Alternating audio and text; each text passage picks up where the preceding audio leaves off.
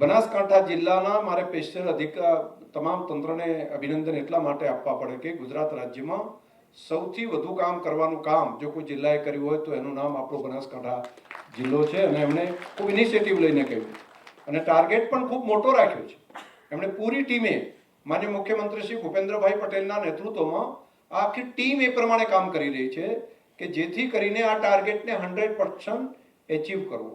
સામે ચાલીને આ અધિકારો એના સુધી કઈ રીતે પહોંચે એનું કામ લીધું છે.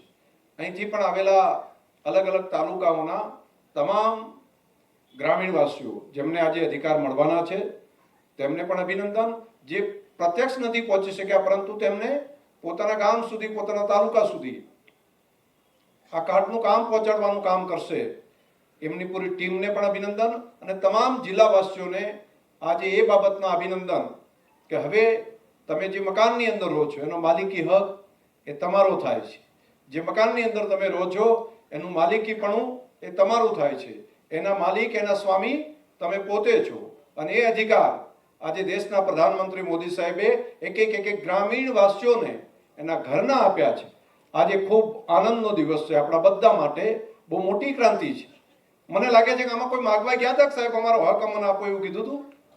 હક કે માગણી કોઈએ નહીં કરી હોય, સામે ચાલીને આપ્યું છે. વગર માગે આપે એનું નામ મોદી. એટલે માગે વગર માં ના આપે એમ આપણે કહીએ છીએ પણ માગ્યા વગર આપે એનું નામ મોદી. એમણે માગ્યા વગર નર્મદાના પાણી આ ધરતી ઉપર આપવાનું કામ કર્યું હતું. સુતલમ સુફલમની વ્યવસ્થા કરી, પાઇપો નાખીને ગામડા સુધી તળાવો ભરાય એ માટે કરીને શેખ વડગામ તાલુકાથી કરીને દાંતા સુધીના ગામડોની વ્યવસ્થા કરી. આપણા બાળકો ભણવા નહોતો જતા, સામે ચાલીને કહ્યું તમારી દીકરીને ભણાવવા માટેનું મને વચન આપો. આ કામ કરે એનું નામ નરેન્દ્ર મોદી. 100% નામાંકન થાય, એક પણ દીકરો કે દીકરી શાળા પ્રવેશથી વંચિત ના રહી જાય એનું કામ એમણે આંગળી પકડીને ખરી ગરમીમાં પણ ગરીબ માણસનો દીકરો કે દીકરી સ્કૂલ ભણવા જાય એનું નામ નરેન્દ્ર મોદી. એમણે આ વ્યવસ્થા ઊભી કરી.